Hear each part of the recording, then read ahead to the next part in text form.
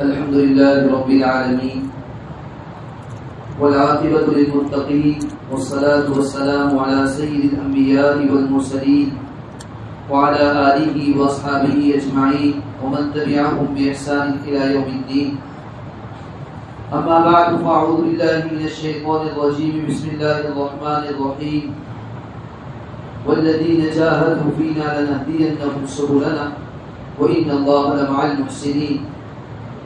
وعن عائشة رضي الله تعالى عنها قالت كان رسول الله صلى الله عليه وسلم إذا دخل العشر الأواخر شد ميزره وأحيا ليله وأيقظ أهله أو كما قال عليه الصلاة والسلام. میرے محترم بھائی بزرگ اور دوستو، رمضان المبارک کا یہ دوسرا عشرہ چل رہا ہے. رمضان کے آنے سے پہلے ہم انتظار میں تھے کہ کسی طرح رمضان کا مہینہ آ جائے اور کچھ عبادتیں کر لے، کچھ توبہ استغفار کر لے، کچھ قرآن کریم کی تلاوت کر دے. رمضان المبارک کا مہینہ شروع ہو گیا، پہلا عشرہ بھی ختم ہو گیا اور چند ہی دنوں کے بعد یہ دوسرا عشرہ بھی ختم ہو جائے گا اور تیسرا عشرہ شروع ہو جائے گا. رمضان المبارک کے عشرے گزر جانے کے بعد ہم اپنی زندگی کے اندر غور کریں کہ رمضان سے پہلے میری زندگی کیسی تھی اور رمضان میں میری زندگی کیسی. کیا رمضان اللہ تعالیٰ نے نصیب فرمایا تو روزانہ کے کھانے پینے کے اعتبار سے کچھ فرق، اس کے علاوہ اور کوئی فرق میری زندگی میں نظر آ رہا ہے یا نہیں آتا ہے؟ اور عام طور پر ہماری زندگی ایسی ہوتی ہے، یہ فرق معلوم ہوتا ہے کہ رمضان سے پہلے بغیر وقت کے جب چاہے کھا لیا کرتے تھے، جب چاہے پی لیا کرتے تھے. رمضان المبارک کا مہینہ آیا تو عام طور پر ہماری زندگی اسی طرح گزرتی ہے کہ کھانے اور پینے سے تو اپنے آپ کو بچا لیتے ہیں، لیکن عام طور پر پورا کا پورا رمضان 5000 کا سونے کی حالت میں گزرتا ہے. رمضان المبارک کا مہینہ یہ پہلے بھی میں نے عرض کیا تھا، نیکیوں کا سیزن ہے، نیکیوں کو وصول کرنے کا مہینہ ہے. دوسرے عشرے کے بعد جب تیسرا عشرہ شروع ہوگا، حضرت عائشہ رضی اللہ عنہا فرماتی ہے اللہ کے رسول صلی اللہ علیہ وسلم کی حالت یہ تھی کہ جب آخری عشرہ شروع ہوتا تھا آپ علیہ الصلوۃ والسلام اپنے تہبند کو مضبوط کس لیتے تھے. شرح حدیث نے اس جملے کے دو مطلب بیان فرمائے. شد میزرہ، اللہ کے نبی صلی اللہ علیہ وسلم اپنے تہبند کو کس لیتے تھے. کیا مطلب؟ بعض شرح حدیث نے لکھا ہے کہ جب آخری عشرہ شروع ہوتا تھا نبی علیہ الصلوۃ والسلام اعتکاف میں بیٹھ جاتے تھے، عبادتوں کے اندر ایسی زندگی گزارتے تھے، ایسے عبادت میں مشغول ہو جاتے تھے کہ اپنے بیویوں سے علیحدگی اختیار کر لیتے تھے.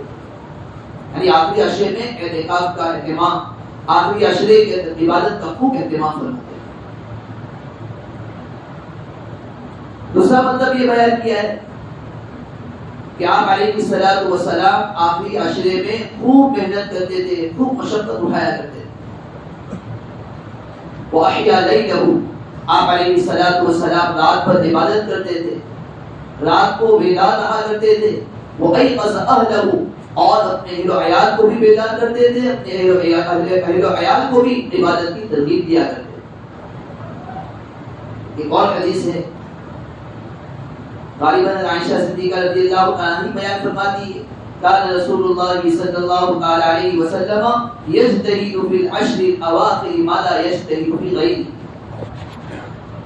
اللہ کے رسول صلی اللہ علیہ وسلم آخری عشرے میں اتنی عبادت کا اہتمام فرماتے تھے، اتنا اہتمام فرماتے تھے کہ اور عشرے کے اندر اور دنوں میں اتنا اہتمام نہیں فرمایا کرتے. معلوم یہ ہوا آپ علیہ الصلوۃ والسلام اور دنوں میں تو عبادت کیا ہی کرتے تھے، رمضان کے پہلے عشرے میں بھی عبادت کا اہتمام کیا ہی کرتے تھے، دوسرے عشرے میں بھی اہتمام فرمایا کرتے تھے. اور مزید آپ علیہ الصلوۃ والسلام ہونے والا ہوتا تھا. آپ علیہ الصلوۃ والسلام کی محنت میں، آپ کی عبادت میں، آپ کے اللہ کے سامنے کھڑے ہونے میں، اللہ کے سامنے مانگنے میں اور اضافہ ہو جایا کرتا ہے. اسی وجہ سے حدیث میں یہ بھی آتا ہے کہ آپ علیہ الصلوۃ والسلام رمضان المبارک میں عبادت کا اتنا اہتمام فرماتے تھے حتی یتورمت قدماہ، آپ علیہ الصلوۃ والسلام کے پاؤں مبارک پر ورم آ جایا کرتا تھا. اس سے ایک بات یہ بھی معلوم ہوئی کہ اور دنوں میں تو عبادت کیا ہی کرتے تھے، بہت زیادہ عبادت کا اہتمام، راتوں کو اڑنا کا اہتمام، تہجد کا اہتمام، اللہ کے سامنے مانگنے کا اہتمام، توبہ استغفار کا اہتمام. اور آخری عشرے میں ایسی حالت ہو جاتی، اتنا لمبا رکوع کرتے، اتنا لمبا سجدہ کرتے کہ آپ علیہ الصلوۃ والسلام کے پاؤں مبارک پر ورم آ جایا کرتا ہے. اتنی عبادت کرتے ہو. اور شب برات کے متعلق بھی وہ روایت ہے، آپ علیہ الصلوۃ والسلام نے عائشہ صدیقہ رضی اللہ تعالیٰ بیان فرماتی ہے، آپ علیہ الصلوۃ والسلام نے اتنا لمبا سجدہ کیا کہ میرے دل میں بات آئی کہ ہو سکتا ہے کہ اللہ کے نبی صلی اللہ علیہ وسلم کی روح چلی گئی، روح قبض ہو گئی، میں دنیا سے پردہ فرما ہے، مجھے ایسا معلوم ہونے لگا. وہ تو میں نے آپ کے پاؤں کے تلوے پر ہاتھ لگا کر دیکھا، مجھے معلوم ہوا آپ علیہ الصلوۃ والسلام حیات ہے، آپ علیہ السلام زندہ ہے. اور آپ علیہ الصلوۃ والسلام سجدے کے اندر رو کر اللہ کے سامنے مانگ رہے، گڑگڑا رہے. آپ اندازہ لگائیے جس نبی کے متعلق قرآن کریم کے اندر یوں کہا گیا لیغفر لک اللہ ما تقدم من ذنبہ وما تأخر، کہ آپ علیہ الصلوۃ والسلام کے تو اگلے پچھلے گناہ معاف کر دیے گئے، آپ کے گناہوں کی مغفرت کا اعلان کر دیا گیا تھا، آپ کے اگلے پچھلے گناہوں کی بخشش کا فیصلہ کر دیا گیا تھا، پھر بھی آپ علیہ الصلوۃ والسلام اتنی عبادت کا اہتمام فرمایا کرتے تھے. ہم تھوڑی دیر کے لیے سوچے کہ قیامت کا دن ہوگا،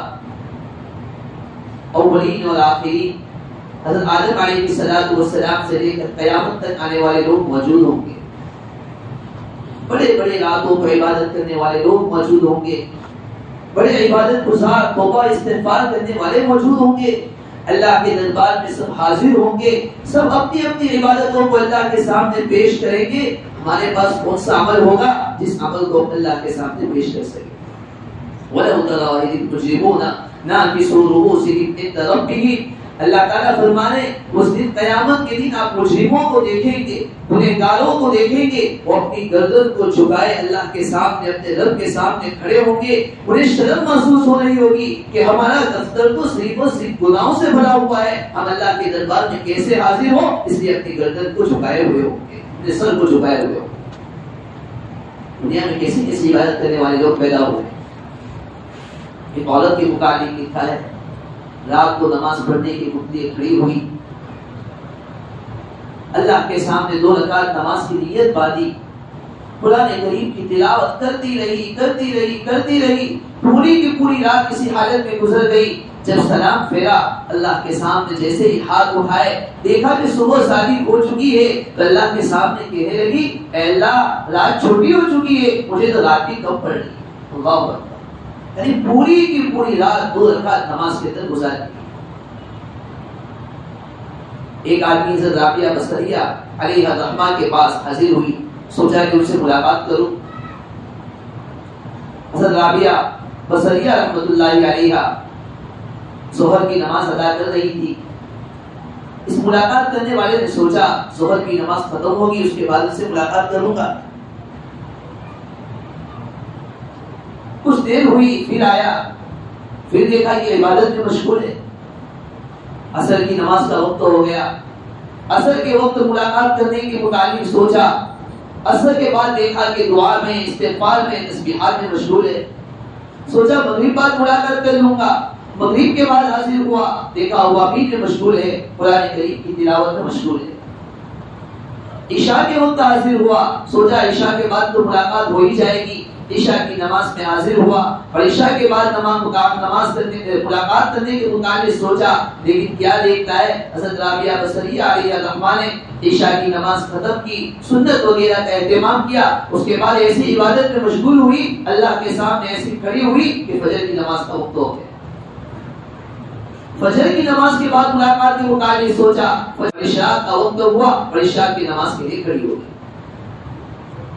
عبادت کا اہتمام کرتی رہی، کچھ دیر ہوئی، ان کی آنکھ لگ گئی، جیسی ہی سوئی فوراً ان کی آنکھ کھلی، دیکھا کہ وقت اور گزر چکا ہے، فوراً کہنے لگی اللہم انی اعوذ بک من عین لا تشبع النوم، اے اللہ میں پناہ مانگتی ہوں ایسی آنکھ سے جو کبھی نیند سے جس کا پیٹ کبھی نیند سے بھرتا ہی نہیں، کبھی نیند سے وہ پوری نہیں ہوتی ہے، ہمیشہ سونے کے متعلق سوچتی رہتی ہے، میں ایسی آنکھ سے پناہ مانگتی ہوں۔ اللہ اکبر، کیسے کیسے عبادت کرنے والے لوگ گزرے۔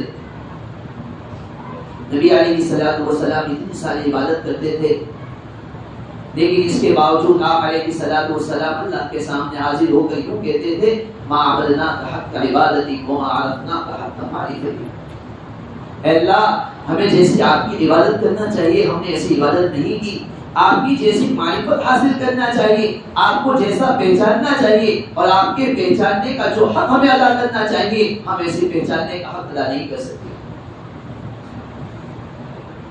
اس آدمی کے اندر اس بات کا استحصال پیدا ہو جاتا ہے کہ میں جو کچھ عبادت کر رہا ہوں کچھ نہیں ہے، میں جو قرآن کریم کی تلاوت کر رہا ہوں کچھ نہیں ہے، وہ جو کچھ کیا اس پر بس نہیں کرتا ہے، وہ تو اور سوچتا ہے کہ اور بیدار ہو جاؤں اور اللہ کے سامنے وصول کر لوں اور اللہ کے سامنے مانگ لوں اور اللہ کے سامنے رو لوں اور اللہ کے سامنے گر گراؤں اور توبہ استغفار کر لوں۔ میرا اور آپ کا حال یہ ہوتا ہے ہم نے خود قرآن کریم کی تلاوت کر دی، کچھ دعا کا اہتمام کر دیا، کچھ راتوں کو بیدار ہو گئے، مانگ لیا، ہم نے سمجھ لیا کہ ہماری پوری کی پوری رات وصول ہو گئی۔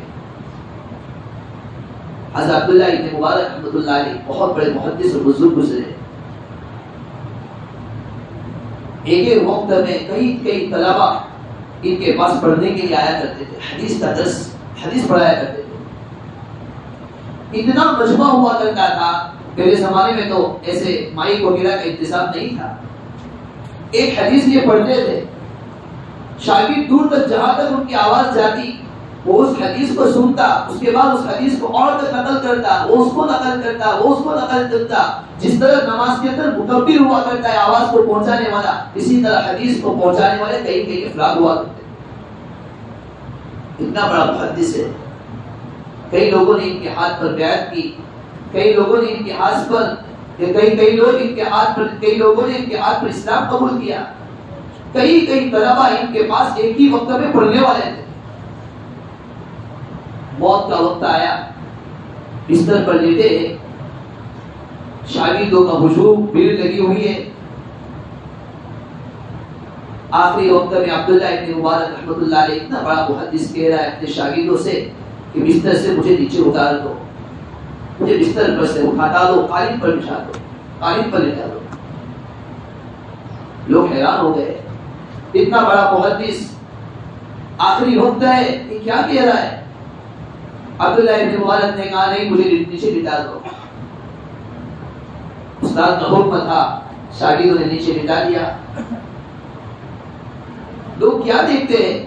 عبداللہ ابن مبارک رحمۃ اللہ علیہ کو جیسے ہی نیچے لٹایا گیا، عبداللہ ابن مبارک رحمۃ اللہ علیہ اپنے رخسار کو، اپنے گال کو زمین پر رگڑنے لگے، اپنی داڑھی کو پکڑ کر کہنے لگے اے اللہ عبداللہ کے بڑھاپے پر رحم فرما دے، عبداللہ کے بڑھاپے پر رحم فرما دے۔ اتنا بڑا محدث ہے، یہ نہیں کہا کہ اللہ میں نے اتنے لوگوں کو حدیث کا درس دیا ہے، اتنے لوگوں کو قرآن پڑھایا ہے، اتنے لوگوں نے میرے ہاتھ پر بیعت کی ہے، اتنے لوگوں نے میرے ذریعے سے حدیث کو حاصل کیا ہے، اتنے لوگوں نے میرے ہاتھ پر اسلام قبول کیا ہے، یہ نہیں کہہ رہے، بلکہ اللہ کے سامنے اپنی عبادت کو، اپنے حدیث کے پڑھانے کو، اپنے قرآن کے پڑھانے کو، لوگوں کے ان کے ہاتھ پر بیعت کرنے کی کوئی حیثیت ہی نہیں سمجھ رہے، بلکہ یہ کہہ رہے کہ میرے پاس تو کوئی عمل نہیں ہے، اے اللہ بس بڑھاپے کو دیکھ کر میرے ہاتھ پر رحم فرما۔ ہمارے اکابر کا حال یہ تھا، عبادت کرتے تھے پھر بھی اللہ کے سامنے روتے تھے کہ ہم نے جو عبادت کی ہے اس کا کوئی حق ہم نے ادا نہیں کیا ہے۔ ہاں اللہ تعالیٰ کی حالت یہ ہے، جب بندہ اللہ تعالیٰ کے سامنے سچے دل سے توبہ کرتا ہے، اللہ کے سامنے معافی مانگتا ہے، یہ گراتا ہے، اللہ تعالیٰ کو ایسا بندہ بڑا پسندیدہ ہے۔ چھوٹا سا عمل بندہ لے کر آتا ہے، قرآن کریم میں اللہ نے فرمایا فَمَن يَعْمَلْ مِثْقَالَ ذَرَّةٍ خَيْرًا يَرَهُ، چھوٹا سا بھی عمل کرے گا اللہ تعالیٰ اس کو دیکھیں گے، اللہ تعالیٰ اس کی طرف نظر فرمائیں۔ دنیا کے بادشاہ کا حال یہ ہوتا ہے، اگر کسی بادشاہ کے پاس کوئی چھوٹا سا تحفہ لے کر جاتا، موسیٰ علیہ السلام نے اللہ تعالیٰ سے کہا اللہ کیا بات ہے، یہ تو گناہوں میں زندگی گزارنے والا تھا، یہ تو فاسق و فاجر تھا، لیکن کون سا عمل ایسا ہے جو تجھے پسند آ گیا اور تو نے اس کے لیے مغفرت کا اعلان کر دیا۔ اللہ تعالیٰ کی طرف سے وحی کی گئی کہ یہ میرا وہ بندہ ہے، اگرچہ اس نے گناہ کی حالت میں زندگی گزاری تھی، فاسق و فاجر تھا، لوگ اسے نفرت کیا کرتے تھے، اور آپ لوگوں کو اس سے اتنی نفرت ہو گئی تھی کہ آپ حضرات نے اس کو بستی سے باہر نکال دیا تھا، لیکن وہ میرے سامنے یہ کہا کرتا تھا الہی اکتب من عبادی، الہی اکتب من عبادی قریب فی بلادی، اے میرے مولا، اے میرے معبود، میں تیرے بندوں میں سے ایک بندہ ہوں، میں ایک اجنبی ہوں تیرے ملک کے اندر، تیری سلطنت میں ایک اجنبی آدمی ہوں۔ آگے وہ کہتا آگے اللہ اگر مجھے معلوم ہو جاتا یا مجھے یہ معلوم ہوتا کہ میں مجھ کو عذاب دینے کی وجہ سے تیری حکومت میں، تیرے ملک میں، تیرے اقتدار میں اضافہ ہو جائے گا، اور مجھے معاف کرنے کی وجہ سے اگر تو مجھے معاف کر دے گا، تیرے ملک میں، تیری سلطنت میں، تیرے اقتدار میں کمی آ جائے گی، لما سألتک المغفرہ، تو میں کبھی بھی تجھ سے سوال نہیں کرتا۔ یعنی اگر آپ مجھے معاف فرما دیں گے تو آپ کے ملک میں، آپ کے اقتدار میں، آپ کی حکومت میں کوئی اضافہ ہونے والا نہیں، آپ مجھے عذاب دیں گے تو کوئی اضافہ نہیں ہوگا، آپ مجھے معاف کر دیں گے تو آپ کی حکومت میں، آپ کے اقتدار میں کوئی کمی آنے والی نہیں۔ مجھے معلوم ہے کہ آپ کے اقتدار میں جب کوئی کمی آنے والی نہیں ہے، اسی لیے آپ کے پاس مانگ رہا ہوں، آپ کے پاس مغفرت طلب کر رہا ہوں، آپ سے سوال کر رہا ہوں۔ آگے کہنے لگا الہی آپ کا میرے علاوہ کوئی ماوا و ملجا نہیں ہے، آپ کا میرے علاوہ کوئی ٹھکانہ نہیں ہے، آپ ہی میرے ملجا ہے، آپ ہی میرے ٹھکانہ ہے۔ اے اللہ میں نے قرآن کریم کی میں نے آپ کے متعلق سنا ہے کہ آپ بخشنے والے ہیں، آپ تو گناہوں کو معاف کرنے والے ہیں، اسی لیے میں نے آپ کے سامنے ہاتھوں کو پھیلایا ہے، اے اللہ میری مغفرت فرما دے۔ اللہ کو یہ جملہ اتنا پسند آیا، اتنا پسند آیا، یہ گنہگار بندہ ہے، گناہ کی حالت میں زندگی گزارنے والا ہے، لیکن اللہ کو یہ جملہ اتنا پسند آیا، معاف کرنا تو دور کی بات ہے، اللہ تعالیٰ اپنے وقت کے نبی کی طرف یہ وحی فرما رہے کہ میرے فلاں ولی کا انتقال ہو گیا ہے، میرے فلاں دوست کا انتقال ہو گیا ہے، آپ لوگ جائیے اور جنازے کی نماز ادا کیجیے، غسل اور تکفین وغیرہ کا انتظام۔ اللہ تعالیٰ اتنے قدردان ہے، تھوڑے سے اللہ تعالیٰ کی طرف قدر بڑھانے کی ضرورت ہے، اللہ کے سامنے اپنے ہاتھوں کو پھیلانے کی ضرورت ہے، اللہ کے سامنے مغفرت طلب کرنے کی ضرورت ہے، اپنے گناہ پر نادم اور افسوس کرنے کی ضرورت ہے۔ اللہ کے سامنے سچے دل سے ہم توبہ کریں گے، اللہ تعالیٰ ہمارے گناہوں کو معاف فرما دے گا۔ آخری عشرہ بھی شروع ہو جائے گا، اس کے متعلق بات یہ بھی عرض کرنی ہے، جیسے کہ میں نے آپ کو بتایا اللہ کے نبی صلی اللہ علیہ وسلم کا معمول یہ تھا، آپ علیہ الصلوۃ والسلام آخری عشرے میں اعتکاف کا اہتمام فرمایا کرتے تھے۔ عائشہ صدیقہ رضی اللہ تعالیٰ عنہا سے بیان فرماتی ہے نبی علیہ الصلوۃ والسلام جب مدینے میں پہنچے، آپ علیہ الصلوۃ والسلام ہمیشہ اعتکاف کا اہتمام فرمایا کرتے تھے یہاں تک کہ آپ دنیا سے چلے گئے۔ اور یہ اعتکاف بھی ایسی چیز ہے، غور کرنے سے، قرآن آیت کا مطالعہ کرنے سے ایسا معلوم ہوتا ہے پہلے زمانے سے، یعنی نبی علیہ الصلوۃ والسلام سے پہلے حضرت اسماعیل علیہ الصلوۃ والسلام کے زمانے میں، حضرت ابراہیم علیہ الصلوۃ والسلام کے زمانے میں بھی لوگ اعتکاف کیا کرتے تھے۔ قرآن کریم میں اللہ نے فرمایا وَعِدْنَا إِلَىٰ إِبْرَاهِيمَ وَإِسْمَاعِيلَ أَن طَهِّرَا بَيْتِيَ لِلطَّائِفِينَ وَالْعَاكِفِينَ وَالرُّكَّعِ السُّجُودِ۔ اللہ تعالیٰ فرمانے ہم نے ابراہیم علیہ الصلوۃ والسلام کو حکم دیا، اسماعیل علیہ الصلوۃ والسلام کو حکم دیا، ان طَهِّرَا بَيْتِيَ لِلطَّائِفِينَ، میرے گھر کو پاک و صاف کرو طواف کرنے والوں کے لیے، والعاکفین اعتکاف کرنے والوں کے لیے، رکوع اور رکوع السجود اور رکوع و سجدہ کرنے والوں کے لیے۔ پہلے زمانے میں لوگ اعتکاف کیا کرتے تھے۔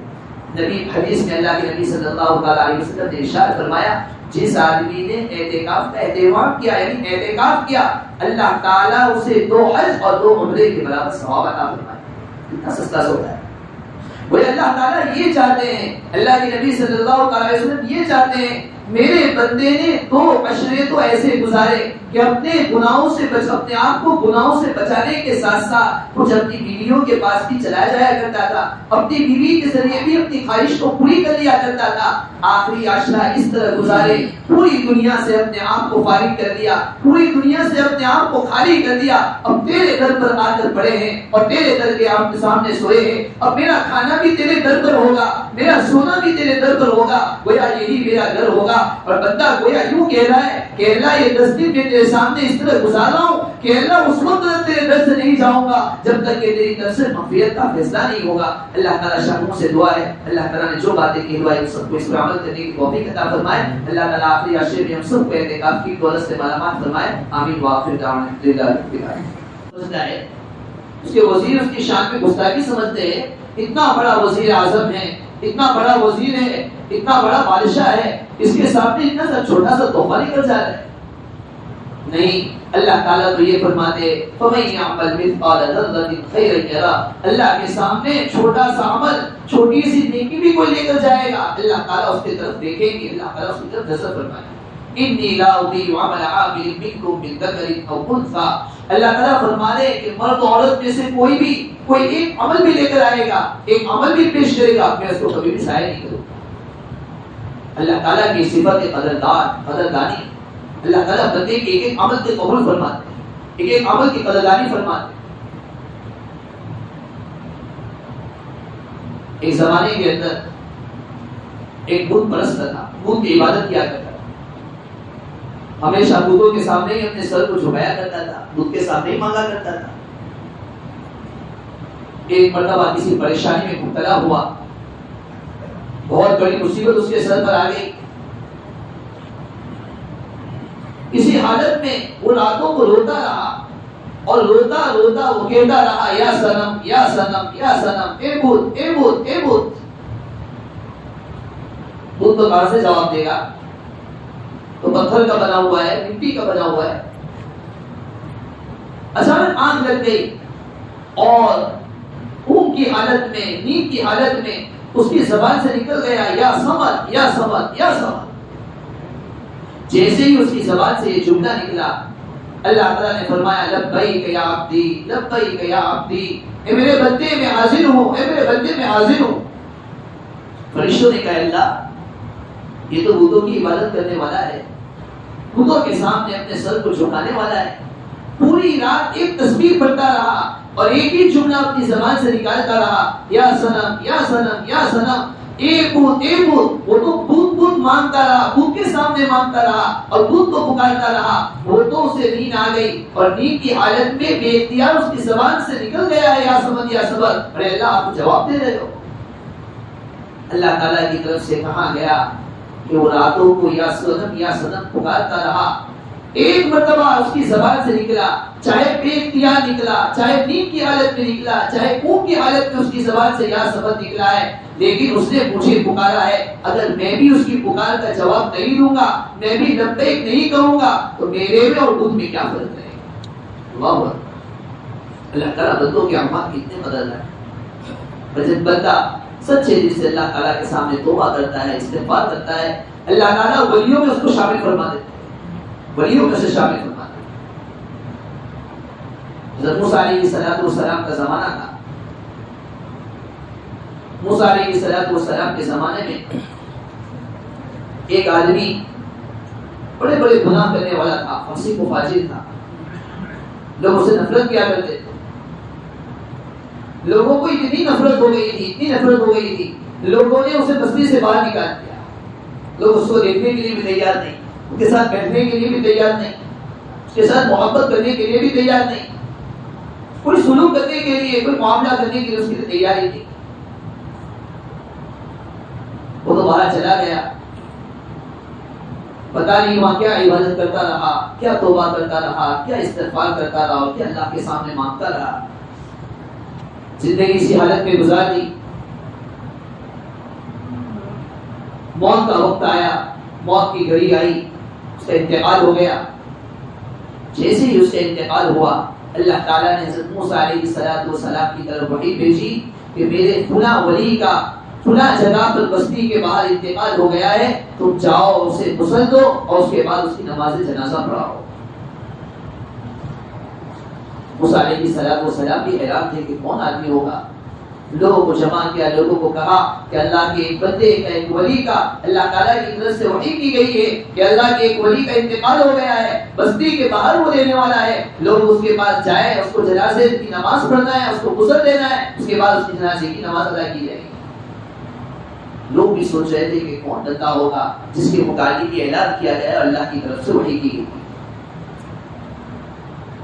لوگ بستی کے گھر باہر گئے، لوگوں کا ہجوم لگا ہوا ہے، لوگوں نے دیکھا کہ یہ تو وہی شخص ہے جس کے متعلق لوگ فاسق کو فاجر کہا کرتے تھے۔ لوگ کہتے تو یہ تو فاسق ہے، یہ تو فاجر ہے، یہ تو گنہگار ہے، اور لوگوں کو اتنی نفرت ہو گئی تھی کہ لوگوں نے اس کو بستی